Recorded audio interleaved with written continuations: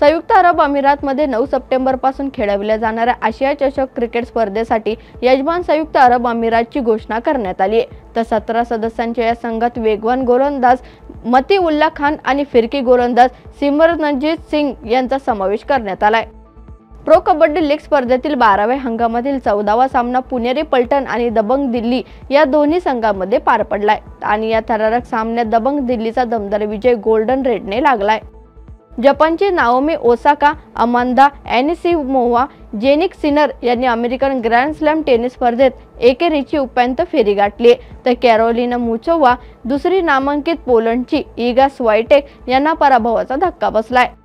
भारताचा अनुभवी फिरकी गोलंदाज अमित मिश्राने गुरुवारी क्रिकेटच्या सर्व प्रकरणातून निवृत्तीची घोषणा केली आहे। तब्बल 20 वर्षांच्या क्रिकेट कारकिर्दीला अमित मिश्रानं निवृत्तीच्या निर्णयाला पूर्णविराम दिलाय। आशिया चषक महिलांच्या हॉकी स्पर्धेला आजपासून प्रारंभ होतोय। सलीमा टेटेच्या नेतृत्वाखाली भारतीय महिला हॉकी संघाचा सलामीचा ब गटातील सामना थायलंड बरोबर होणार आहे। भारतीय क्रिकेट संघाचा माजी सलामीवीर शिखर धवन गुरुवारी ऑनलाईन बेटिंग ॲपच्या प्रमोशन प्रकरणात ईडीच्या चौकशीला सामोरा गेलाय। दिल्लीतील ईडी मुख्यालयात धवनची तब्बल 8 तास चौकशी करण्यात आली आहे।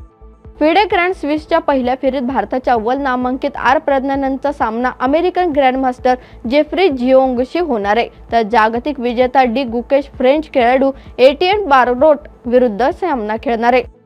दुसऱ्या एकदिवसीय सामन्यात दक्षिण आफ्रिकेने इंग्लंडचा 5 धावांनी पराभूत करून वनडे मालिका जिंकली।